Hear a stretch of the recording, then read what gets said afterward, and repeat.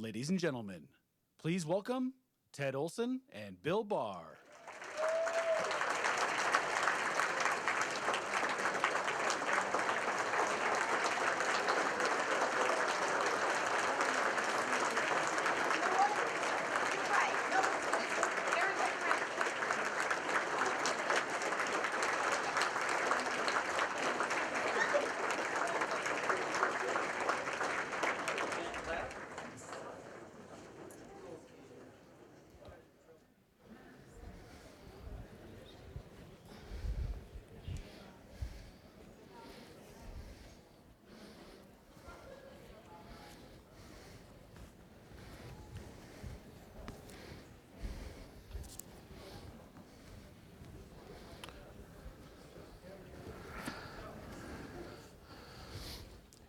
Well, you know that I'm either Ted Olson or Bill Barr.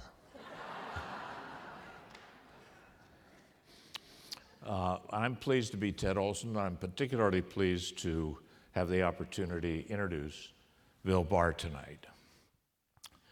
Bill Barr, well, before I do that, I wanted to make sure I mentioned a couple of our guests here, Governor Pete Wilson and Gail Wilson.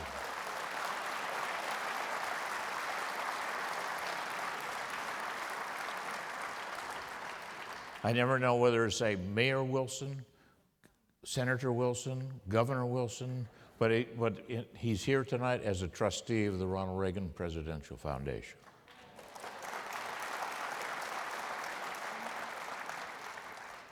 And former Congressman Eldon Gallagher.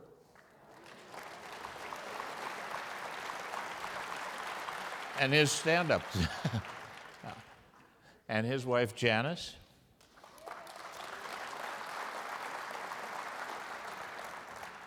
And another person who's quite familiar with Bill Barr, his wife, Christine.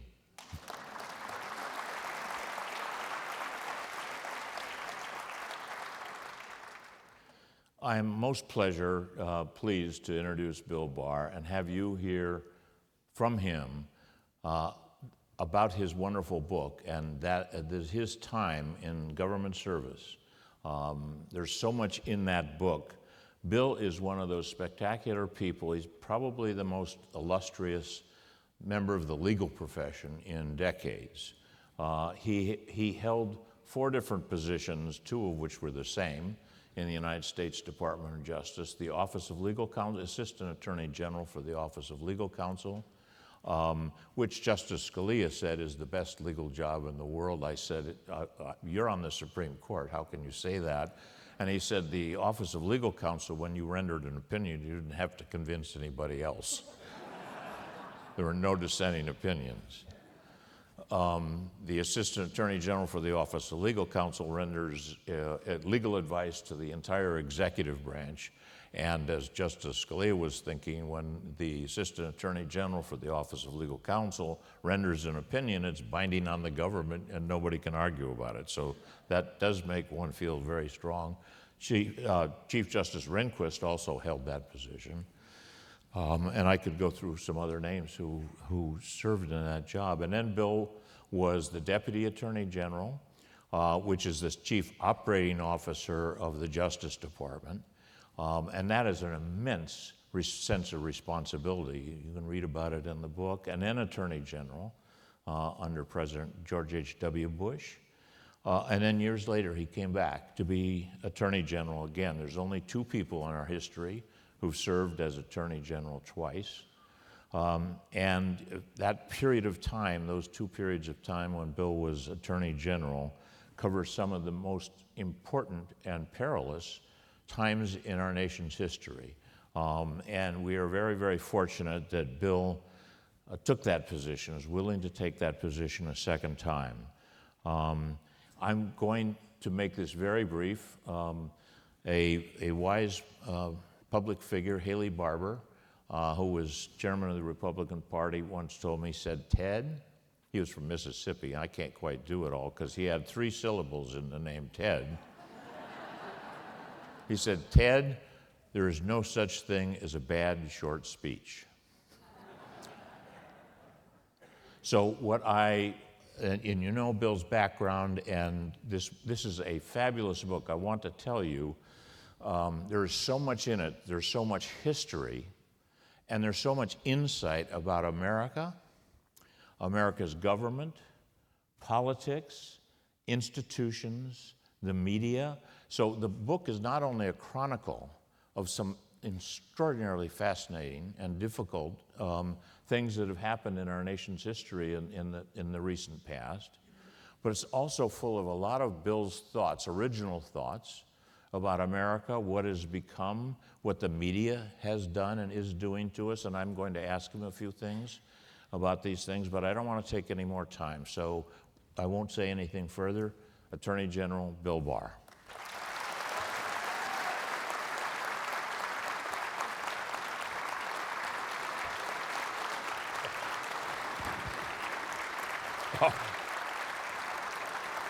Thank you very much. Thank you. Thank you. Now, you can take away the podium, but don't take away my questions. Thank you. I could probably do it without notes, Bill. Yeah.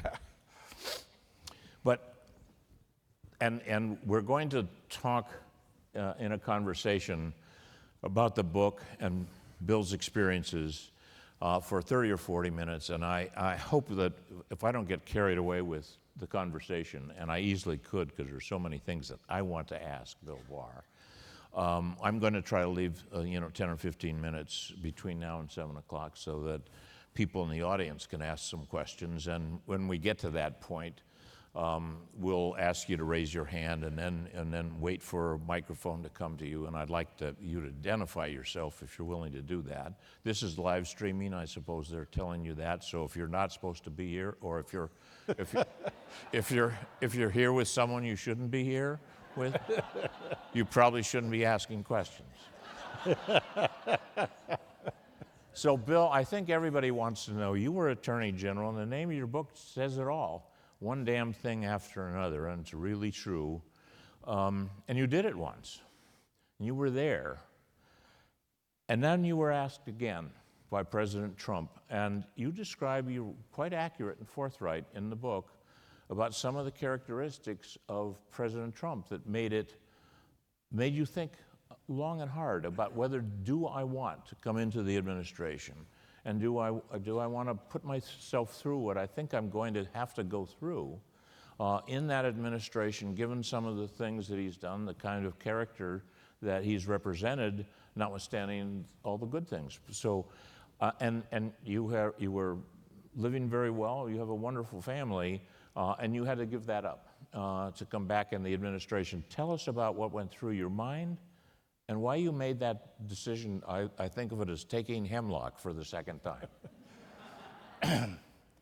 I had no desire to go back into government. I had thought that I was finished with government service, and I was looking forward to enjoying my grandchildren, and I had promised my wife over all the years of taking challenging assignments that someday we'd have time to smell the flowers together, and that was sort of my game plan at that point. I obviously supported the Republican Party in the 2016 election and Donald Trump, and I thought it was a critical juncture for our country because I thought the progressive agenda would take us over the cliff, and I wanted the Trump administration to succeed. I was very worried about the Russiagate thing, and I was suspicious of it. It looked to me that we could be heading for a constitutional crisis. His administration was being crippled, and it looked that they might try to drive him from office with it. There were a lot of legal fights going on. The Department of Justice and the FBI were in turmoil and were being buffeted at all sides. I love those institutions. They're such important institutions for our country. And people started saying that they thought I was uniquely situated to go in and help stabilize things and deal with the difficult issues that were coming up. And at first I tried to push other people in front of me to say, oh, this person would be very good, and I vouched for this person, but This is like pushing people in front of a subway train? Right, right. But these were people that, you know, they may have wanted that job. And also, as you mentioned, I had, you know, been at Verizon up in New York, and my business friends up in New York were telling me, you know, you don't really want to deal with Trump. He's very hard to deal with. So I was under no illusions about the difficult personality involved. But I didn't feel I would be going in to become his buddy, but to serve as Attorney General. And I felt they weren't giving his presidency its due. He was being paralyzed by all the hubbub. So eventually, I decided that all the reasons for not going in were my personal comfort. And I thought that I was in a situation where I could stabilize it.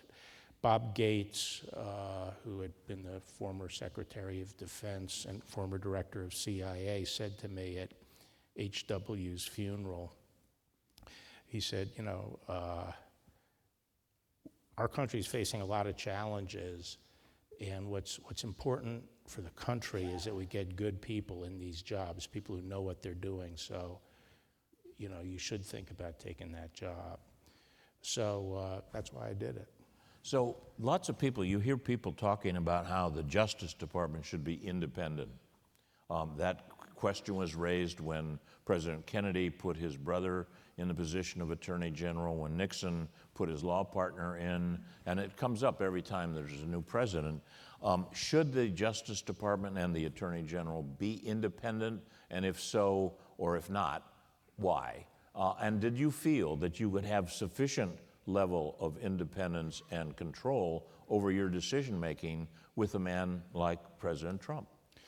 Right. I do think that a number of the functions, it's not required that you be independent. That is, as a policy advisor on legal and law enforcement issues, giving legal advice, you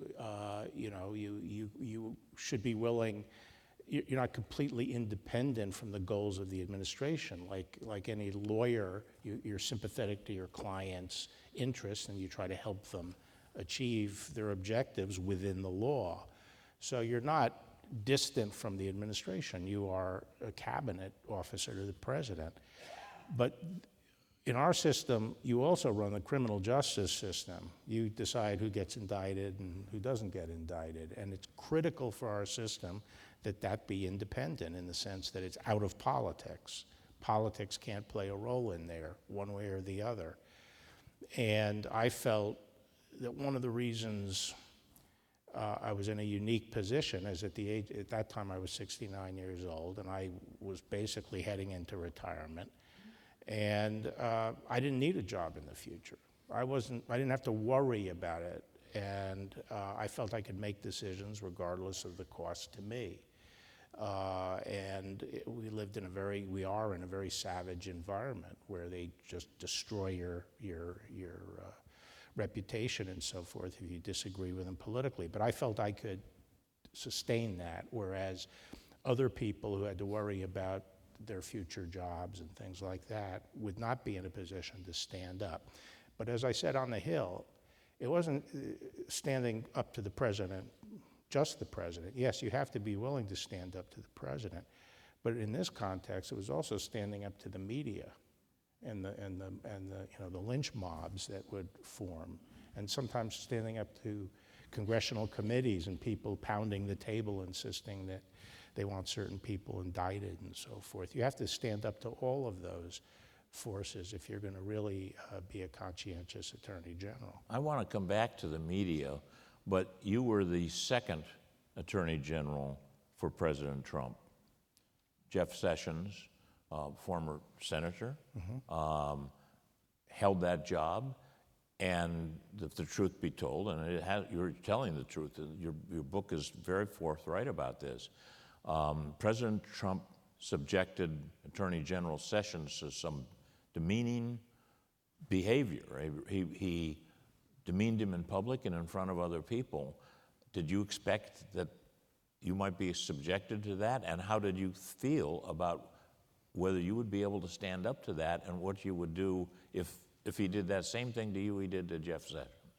Well, a number of my friends in the cabinet are people who became my friends, but a number of them who knew me from before said, you have a shelf life of about 1 year with Trump, and right now you're the shiny new object, so he loves you, and that kind of thing. But so I was under no illusions that as soon as he saw that I'd be making decisions on the merits, that he would become frustrated. And I think he held his fire more so with me than others, because people told him that if he tried to do to me what he did to Sessions, I'd be gone and he wouldn't know what hit him.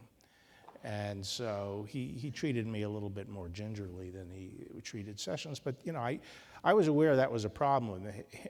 I give Trump credit for a lot of things, but he lacks any sense of loyalty. And loyalty is not a two-way street for him, it's a one-way street. And he treats people shabbily, and his basic modus operandi is to snipe at them in public and humiliate them. So I was expecting some of that to happen, and actually surprised that it didn't get too bad for me. But except for the first few pages of your book. Well, so you talk about... Well, there's something called the election. All right, talk about you'll read right at the beginning this very fascinating start when one of these events occurred. Well, the president won, but and it happened because you had told a reporter that there was I'll use your words. I'll just paraphrase that there was not sufficient evidence of actual fraud that would have changed the election. Now, first place, what caused you to say that, and describe what you did find in the Justice Department with respect to this issue. The President Trump's still talking about the fraud and how the election was stolen. What did you investigate, and what did you find? So I was worried, as a lot of people were, that there would be misconduct in the election and fraud and so forth. So the department was very vigilant. The U.S. Attorney's Office around the country were keeping their eyes open and taking reports of any irregularities. And we did investigate. What people don't understand, Ted, is that they lump a lot of things under election irregularity. The president was talking about fraud. Fraud means that the votes are illegal votes. The people are not entitled or qualified to vote. Their votes are somehow being counted, like dead people. Or valid votes are being thrown out. That's fraud. That is what the Department of Justice has jurisdiction over. Everything else is under the state's jurisdiction. They run the elections. There were situations where rules aren't followed, rules that are meant to prevent fraud, and therefore that create an opportunity for fraud. But the violation of those rules really don't result in any curing of the problem unless you can prove actual fraud. So if they have harvesting, for example, which in many states is illegal, where you go around and collect ballots and then dump them off, that's a violation, and that person can go to jail, but you don't throw out the votes unless you can show that those votes were illegal, which is very hard to do after the fact. And so a lot of these things had to do with peripheral problems of rules not being followed, or the playing field not being level, like what Zuckerberg did with all his money and all that stuff, skewing of the playing field. But in terms of fraud, there just was not evidence of fraud on a scale that would have made any difference. And I kept on telling them all these stories that came out and were all over the internet, and all these emphatic statements like, more people voted, and the president said this as recently as January 13th. More people voted in Philadelphia than there are voters. No, people voted in Philadelphia at the same rate as other people in the state of Pennsylvania, maybe even a little bit less turnout in Philadelphia. So all these stories would go out, and we'd look into them, and there was nothing to them. These stories about truckload of ballots coming down from New York into Pennsylvania, it was nonsense. That was thoroughly investigated. The stuff that was pulled out from under the table in Fulton County, that story was nonsense. That was not a suitcase. Those were valid ballots that were counted, and they were counted once. In my mind, and one of the reasons, I felt somewhat comfortable with that conclusion is when you actually looked at the votes, the president lost for the reason that he was told for a whole year he was going to lose unless he cleaned up his act a bit. And that was he was losing a critical segment of voters in key suburbs, a lot of women voters, college-educated white women, suburban voters, and some college-educated Republicans and independents who leaned Republican had defected from him in big numbers. And he was told that unless he can repair some of that damage, he was going to lose. And that's why he lost the election. In states like Wisconsin, he ran 60,000 votes behind the Republican ticket. In Pennsylvania, he ran 60,000 votes behind the Republican ticket. In Arizona, he ran 75,000 votes behind the Republican ticket. Now, by way of comparison, when Ronald Reagan ran for re-election in 1984 in Pennsylvania, he didn't run weak. He wasn't the weak sister on the Republican ticket. He exceeded the Republican ticket's vote by 470,000 votes just in Pennsylvania. That's a populist. And so anyway, that's when I said that publicly, that the fraud was not there, at least to date. I said to date we just haven't seen the evidence of it. The president went crazy, and so he was still pushing this at the time of that meeting you describe in the first few pages of the book. He was very adamant about it, publicly and otherwise, and he was furious with you for coming out and saying that, right. and it basically fired you right then and there. Well, it was you should read the book for the play-by-play. This is not intended to prevent you from reading the book. But at one point, he started getting into other recriminations, like, you should have indicted this person, you should have indicted Comey and all this stuff. And I said, look, Mr. President, I understand your frustrations with me. If you want me to resign, I'll tender my resignation. He said, accept it. Get out. So I said, okay, I understand, and I left. And he sent people running after me to tell me to come back, which I didn't do. I said, we'll talk later about it. And he then asked me to stay until January 20th.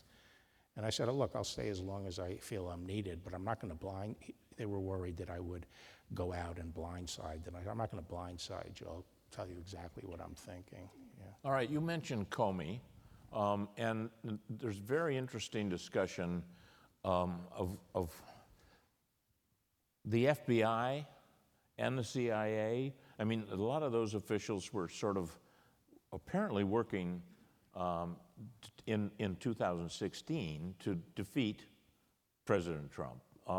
What was going on with the FBI and the CIA? Those institutions are not supposed to be involved in politics. They're not supposed to shade things.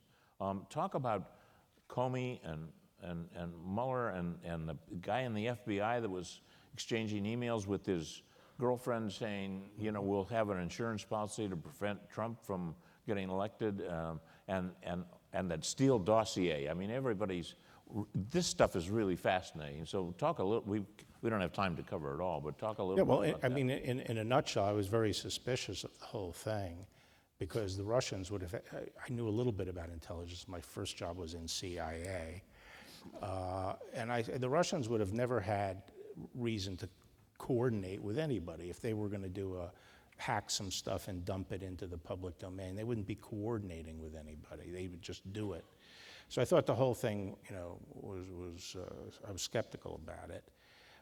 But the basic issue as it took shape, and as I got inside and found out more about what was going on, was that this story was put out there during the election of collusion, that Trump colluded. And it raised two big questions. One, the way the FBI went after it. In my mind, from what I saw, there was no basis for that investigation, the Crossfire Hurricane investigation. There was not an adequate predicate. In order to jack it up, they used this dossier that was done and paid for by Hillary Clinton, and they knew it was a work product of an opposing campaign. And that thing started falling apart very quickly, very quickly. And then there was a second question, which is after Trump won and the dossier was clearly falling apart, they doubled down on this stuff and they continued to investigate and put pressure on the Trump administration. And that's why I felt some people were focused on Mueller. I thought the thing that really had to be investigated was, how did this thing get going? Was it an attempted coup against the president? And that's why I appointed Durham. And Durham obviously has been looking at the FBI's conduct. But the other players are the Clinton campaign. And what was the game here? Was this a situation where they put out false information to the government in order to get an investigation going and then leak it to the press? Was that what was going down? And that's obviously the stuff that Durham's looking on at now. And I dealt with the Mueller stuff in my second and third month on the job, and the liberal establishment went absolutely apoplectic over it. But at the end of the day, it was completely unfair to Trump. It was an effort to hobble and destroy his administration that he walked into town and found. I don't think that's ever been the case before. And he was more sinned against than sinning in that respect. So, This is really fascinating stuff, and we could go into a lot more detail, this Steele dossier and how they fooled the Foreign Intelligence Surveillance Court and didn't give them good information and so on and so forth. But I wanted to focus for a moment on Comey. There was a lot of controversy when Comey was fired, and you have some very interesting observations about Comey in your book. Tell us about what you concluded about him and his firing and that part of the history. The fact is that at the beginning of the Trump administration, before any of this stuff had surfaced really, that is the questionable conduct of the senior levels of the FBI, everybody was advising, everyone that I knew, Republican senior official from the Department of Justice in the past, was advising the Trump administration and Sessions to fire Comey.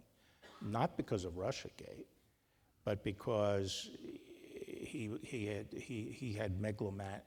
was acting like a megalomaniac. And that he was the only holy person. I said he thinks he's the smartest person in any room, but the most holy, and everyone else is a grave sinner, so not up to his moral level. So that's a very dangerous mindset to have in the director of the FBI.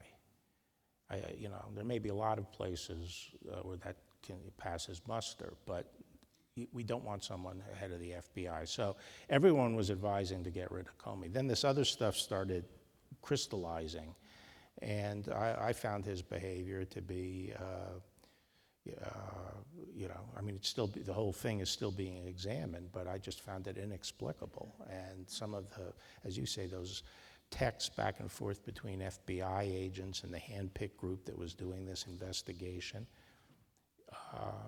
it looked like they were going after the president. To me, that's what it looked like. Well, it certainly looked like that when Comey had a meeting or two with the president, took his own notes of the meeting with the president, then sent his notes to a friend of his who was a law professor in New York, in order to leak it to the New York Times, in order to get a special counsel appointed. Have I summarized that correctly? Yes. And what was that illegal for the head of the FBI to take notes of his own version of communications private with the president and then send them to a law professor in order for it to go to the New York Times to have a special prosecutor appointed? Well, the potentially prosecutable crime there was unauthorized information, that is classified information, leaking that.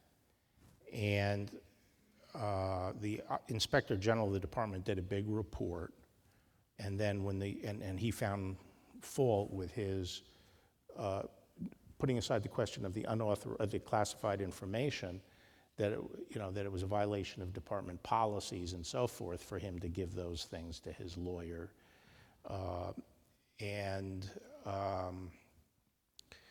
the question of whether it was a classified information and therefore he could be prosecuted was one of the first things I had to fight with the president over, because everyone who reviewed it at the department all the way up the chain felt that it was not we couldn't prosecute it because he had actually kept back memos that were classified or had classified material. And then on the other memos, he took out some of the stuff that he thought to be classified. And what ultimately happened was, after the fact, a team looked at it and said that it was a close call, but there were a few words in there that could have been classified. And so the feeling was that his behavior and the fact that it was a close call and it was just a few words, that in the ordinary situation we would not prosecute someone for that. Well, and therefore, if we prosecuted him, it would clearly be an act of, because he certainly didn't want it known that he was leaking because he used this intermediary law professor to get it to the New York Times. That's sort of like evidence of, I know I'm doing something wrong. Yeah, but not necessarily the classified stuff. So you talk in your book, and it's very, very fascinating, about the media, how the media treated George H.W. Bush, because you had experience in that administration, and how the media came together, various parts of the mainstream media, and manifested bias with respect to those elections, and including Trump. I wish you would elaborate on that a little bit, because this is really fascinating stuff. Yeah, so I mean, I go back to the Bush years, which at the media was bad for Republicans at that point. I mean, it was, you felt like you were a rodent in a bird aviary or something, that any minute they're going to swoop down and go after you. But people forget that Bush was at 89% popularity 19 months out from the re-election because of the Gulf War. And the recession ended in March of that year, March at that time. So he had 19 months of economic growth. We passed through the recession, we were over the recession, and he was at 89% popularity going in. And the media went after hammer and tong. They made, the slow recovery seemed like it was the Great Depression. The news was 95% negative on the economy. But the day Clinton won, that reversed. It became 5% negative and 95% positive on the economy. So anyway, this whole story about him not knowing what a scanning machine was a lie. There was videotape showing it was a lie. He knew exactly what it was. What he was commenting on was new technology that could take torn labels and reassemble the labels. So he was commenting on, he was shown the stuff because of that new technology, and he commented on that technology. And yet he was out of touch, didn't even know what a scanner was in a supermarket. And then they had Iraqgate, which was a completely phony scandal. They made it, and they basically said that he set up Saddam Hussein with secret arm transfers, and that the fact that we won the Gulf War was really because he had set the fire. He shouldn't get credit for it. And 2/3 of the American public had questions about Bush's behavior relating to the Gulf situation because of that that phony scandal. And then finally, the last weekend going into the election, the independent counsel, Lawrence Walsh, dropped a re-indictment of Cap Weinberger On the Friday before On the the Tuesday Friday election? before. The polls that Friday, the internal polls had it tied, Bush tied, and the Gallup poll had Bush tied. And he put in a paragraph gratuitously in the indictment talking about Bush being at a meeting. There was no crime alleged, but the media took that and started saying, ooh, you know, Bush has been dissembling and so forth. And the bottom dropped out of the polls over that weekend. But anyway, to quickly jump ahead, I thought that was terrible at the time, the media, but it was 10 times worse, 25 years later when I became Attorney General. And I think there are exceptions. There are a few professionals left, but by and large, the American mainstream media is an extension of the Democratic Party. And, you know,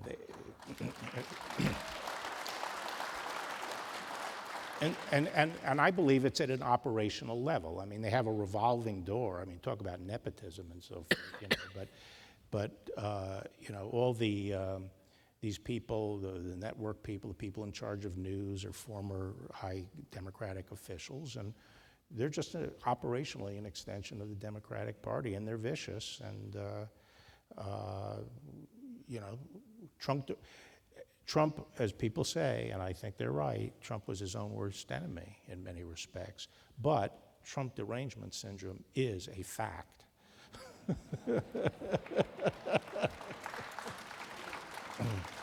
Well, you talk about how there's been this evolution in the press itself. It isn't just the bias which you talk about, and it's well documented in what Bill's describing, but you talk about how they've now sort of acknowledged that we're not necessarily, as a media, responsible for reporting facts. We're reporting. Right. Go ahead and you talk about that. Write about narrative. Yeah. So as soon as I heard the word narrative a few years ago, I said, "Oh man, we're in for trouble now," because the word narrative suggests there is no objective truth, and that no one can know it. And you have your perception, and you have your perception. You have your truth. You have your truth. They're narrative, and so everyone has their own narrative, and we're not reporting objective truth. We're telling a story. We're telling a narrative. And more journalists, the younger ones coming up, don't view themselves as just engaged in the drudgery of finding out what actually happened and just telling the American people so they can make up their minds. They view themselves as agents of social change. They are agents who are operating in the system, and their highest duty is to tell their narrative that works for them. And that makes them, that defeats the whole purpose really of a free press, and it's had a very polarizing effect on our body politic. People want to know why things are so poisonous today.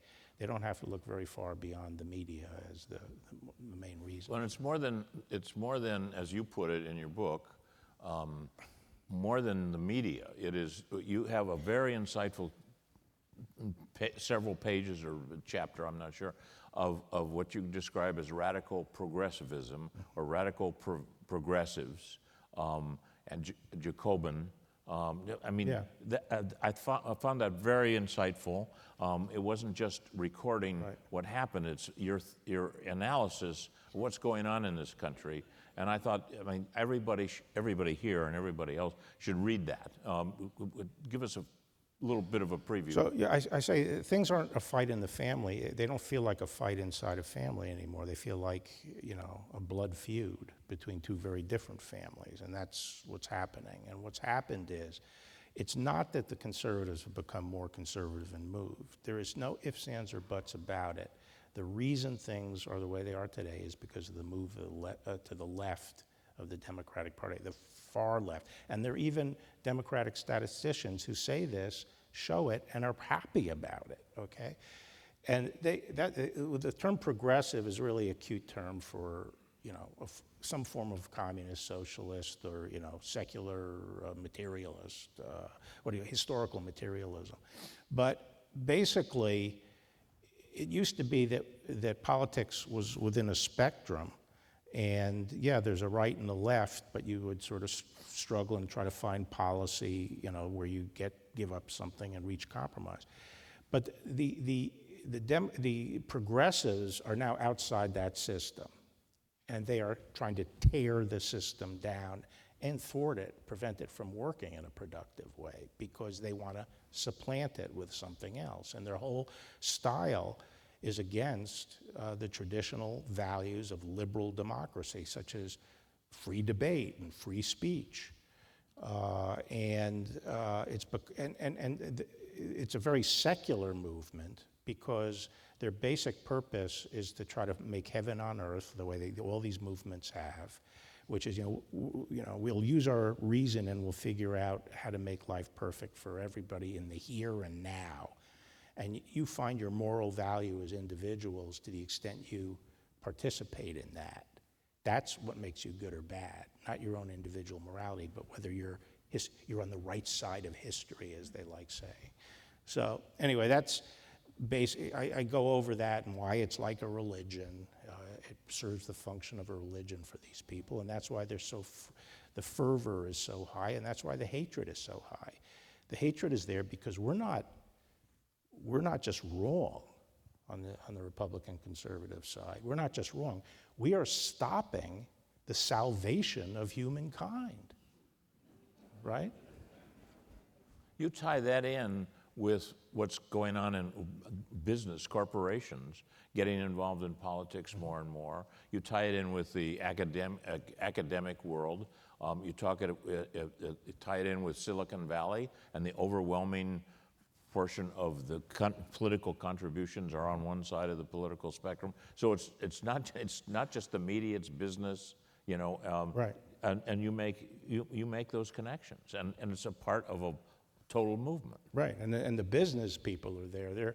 They're sort of stooges. They're like useful idiots, which Stalin and Lenin used to call liberals in the West as useful idiots. Well, the business class are becoming the useful idiots of the progressives, because they basically just want to be in the in crowd. They want to be with it. They don't want to go to the country club and say things that aren't politically correct.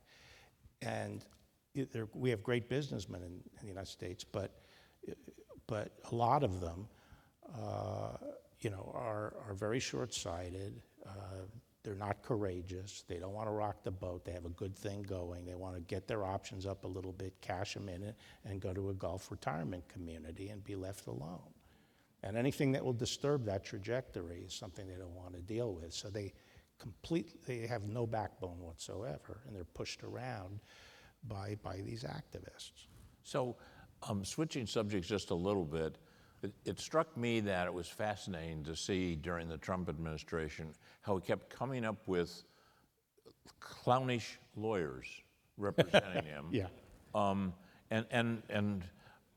I know you know Rudy Giuliani, and I know Rudy Giuliani, and I've always been a fan of Rudy Giuliani. I've felt that what he did for New York City, and I worked with him in the Justice Department. What happened to Rudy Giuliani? This is a person with an impeccable reputation who has great accomplishments, and then some of the things that happened during the Trump administration. People ask me, and I don't know the answer. You may be able to talk about that a little bit. I don't know if I want to talk about it. It's so personal to him, and express my views on that. But I just think that he's sort of lost his compass there, and was giving very bad advice to the president, and enabling the president in a way that got them into bad situations. But I think one of the things that tested me a lot was the fact that when the president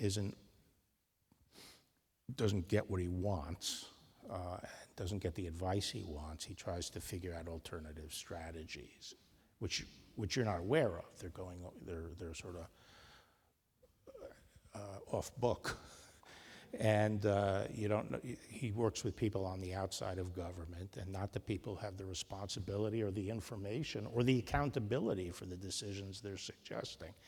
And so that was a constant problem. It was as if he could find a lawyer to bless something. He was looking for someone to tell him that that what he believed was right or what he wanted to do was correct. Right. And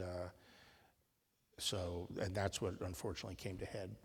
All right, after the election. One more question, and then I'll turn this open to the audience. January 6th, give us your thoughts about what happened there and whatever you assess as responsibility.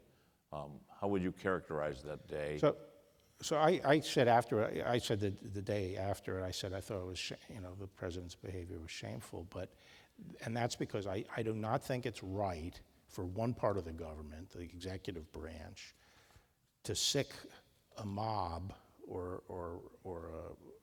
at least some of those people were obviously all about a riot, sic them up to the other branch of government to intimidate them. The whole point of it was to intimidate the vice president and some of the Republican members of Congress. And the president encouraged that. It would be like if a big case was being decided in the Supreme Court, the president sending a mob up to the Supreme Court and building gallows outside and that kind of stuff. People are, the people are entitled to express themselves under the First Amendment, but the president should not be using his office to precipitate that. So that's my objection. Was it a coup? Personally, I don't think so. I think a lot of the treatment of it is melodramatic, frankly. I think most of the people, what they were saying about the riots all summer was mostly peaceful. Mostly the people that went up there were mostly peaceful. But there was definitely a hardcore group that came dressed for battle, just the way Antifa comes dressed for battle. And they were looking for a fight. They attacked the cops. They went in. Those people belong in jail, in my opinion. But the question, the $64,000 question, is was the president part of a plan or scheme to use violence to stop the count? And I would be surprised if he was. I don't think the evidence is there. We'll see what the January 6th committee says. But I do think, aside from the technicalities,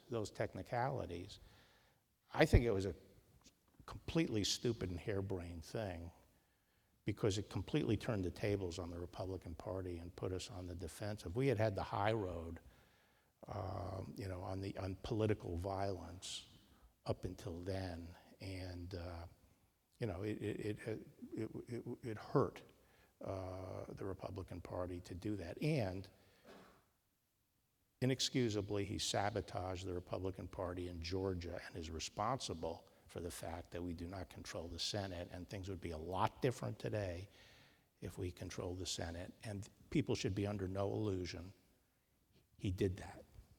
Well, some people, this is a corollary. I said it was the last question, but people never mean that, do they?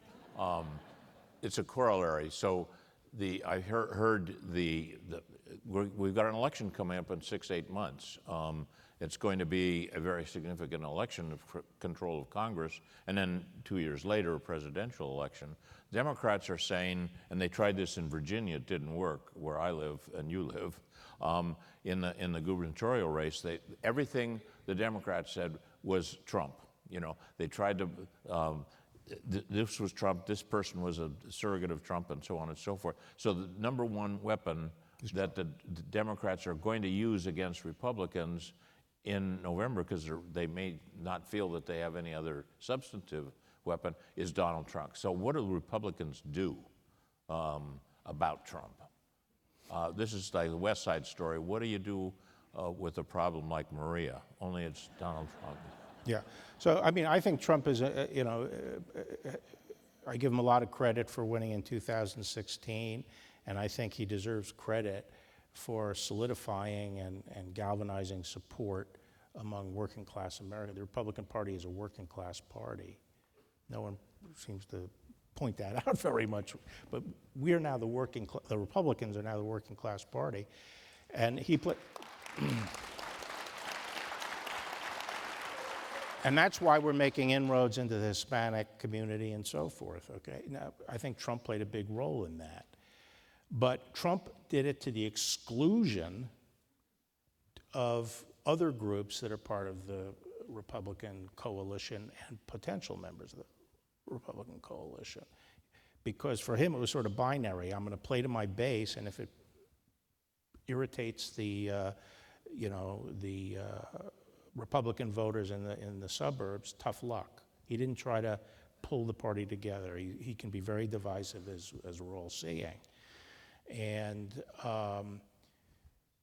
what I feel, and I say this to the MAGA people, and I joined the administration and I've paid in blood for MAGA, so I feel I can say this, which is I want to restore America. I want to make America great again. But how do we do that? You don't do that by getting a 78-year-old lame duck into office and have him squeak through an election in 2024, a guy who's going to be focused a lot on revenge and doesn't have the patience and the strategic perspective to put through a program that will really change things going forward in a way that sticks. What we need to do, we have a tremendous opportunity ahead of us in 24, because this is a replay of the 60s and 70s, and then a lousy one-term, zero as Democratic president, and it laid the groundwork for Ronald Reagan. And Ronald Reagan had the personality and temperament and the understanding of what he believed politically, but also a strategic sense and a program. And he pulled together all parts of the Republican Party and then a lot more, and had a commanding victory. And we had the Reagan era.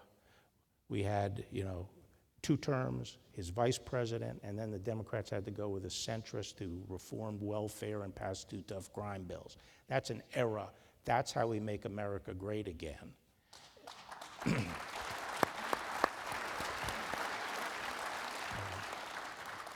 I would love to ask some more questions. I have some more.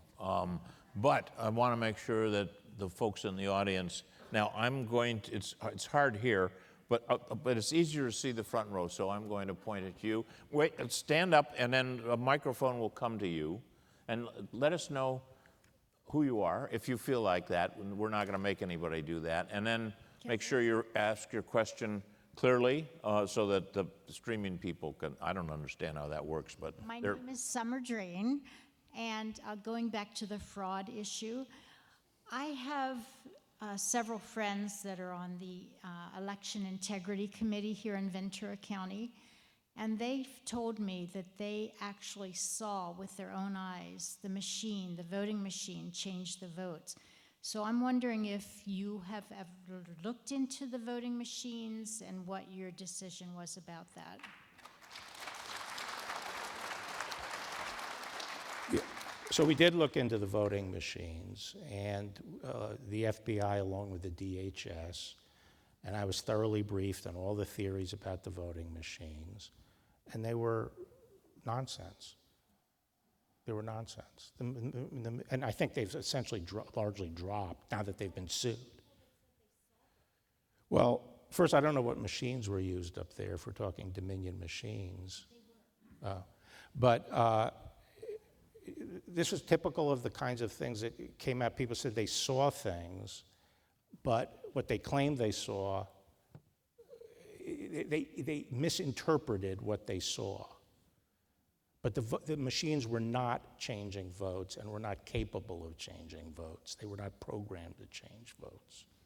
Okay, now, see a hand way back in the corner. Stand up, and if that's your hand, you're the person that can stand up.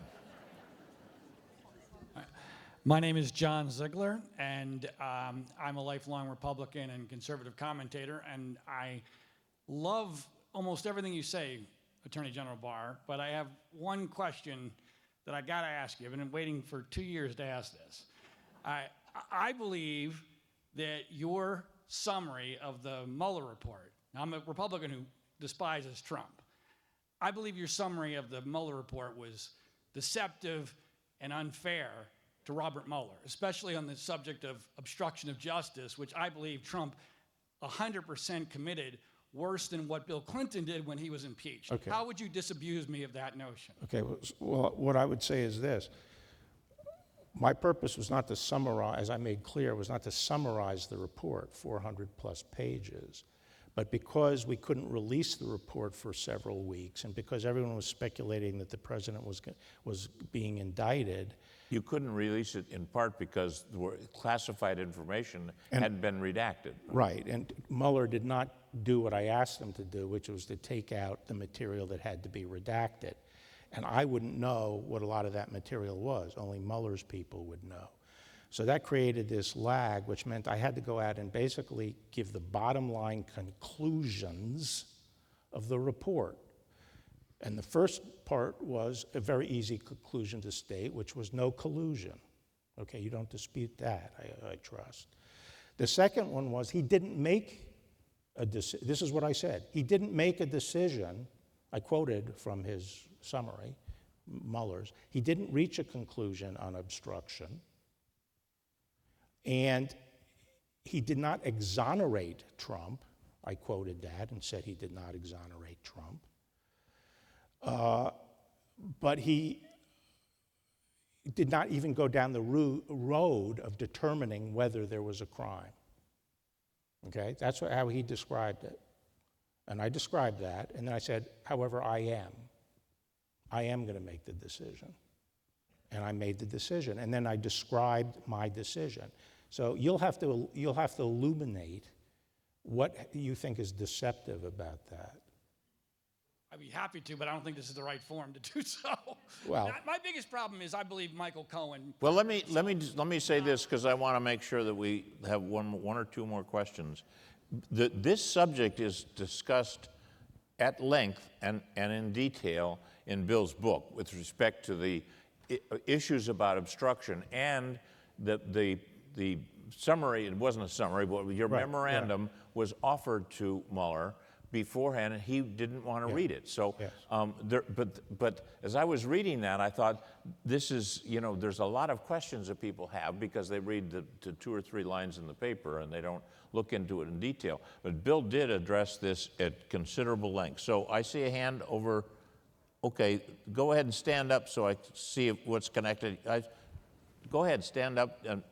No, I'm looking at a woman right back there. There you go. Stand up. That's you. Now there's a microphone. Oh, okay. We have a young. Can I let this young man ask a question?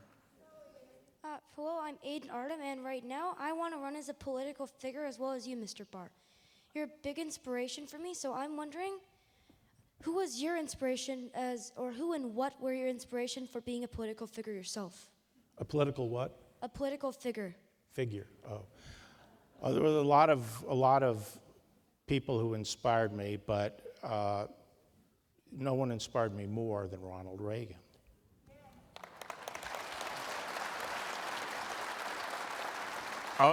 All right, yes. My name is Cassie Casamento. I want to tell you, Mr. Barr, we're all so proud of you and how you handled yourself. Thank you. In the situation that you came between that was very difficult. And I wanted to ask you that with all the media being so one-sided, how do you feel things could change with the fact that Elon Musk now is the owner of Twitter?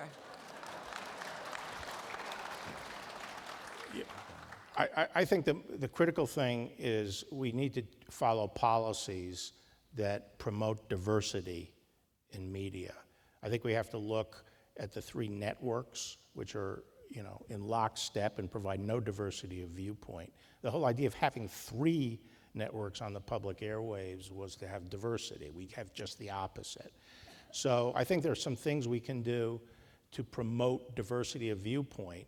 And since 1992, after H.W. Bush lost, I've been trying to urge more conservative business people to make an investment in our public and civic discourse in this country by buying media companies. They're great at, they'll buy a sporting shoe company or something like that and turn around and make a lot of money. Meanwhile, the country is being driven into the ground. And we need people to stand up and put their money where their mouth is and start getting interested in helping a more balanced public debate.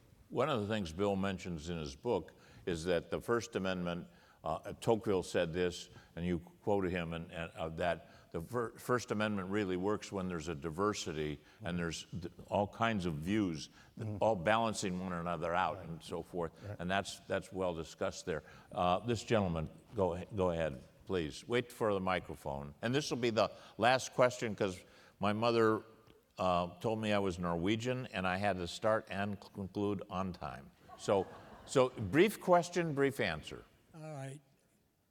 I'll ask you a question, but it may not be easy to answer. I'll be 98 years old in September this year, okay? I gave 6 years of my youth to World War II, all right? I was on submarines the whole time. We sunk many ships. I was on a very, very famous vessel, okay? And I'm a Depression kid. I lived all through the Depression, and I know what hard times are. And I remember, too, what they did to the veterans following World War I, when we marched on Washington, and they treated them badly then, and they're treating them badly now. Here's my question. What makes these people in Washington, D.C., because they got, hiding behind the Capitol or whatever bill they got, and prevents people like me to allow me with the freedom of getting up there and raising holy Jesus with them, because it's the only place you can do it. You can't wait until they're separated in different places. They are housed in Washington, D.C., and that's where you go, okay? So what makes these people think that we can't get up and defend ourselves and get the free speech in? What makes them think that? They're not kings and queens. They're not kings and queens. They work for us. Now Bill's going to have a chance to answer that question. It'll be the last answer, and I want to thank him and all of you. It's a great audience, and it's so great to see so many. I wrote a book a couple years ago, and I don't think that the people in the front row are probably as many people as bought that book. So, well, as I was saying, I think people do have the right to go up and protest at Capitol Hill, and that is the focal point. My problem was not the demonstration and the First Amendment activity. It was that the president had encouraged a group that obviously also included people who were rioting and prepared for physical confrontation with the police. That bothered me. But, I believe in the First Amendment, and I think you're absolutely right. You should be able to go out and express yourself. One last comment, that is, if I was in Washington, D.C. on January the 6th, I would have been one of those people.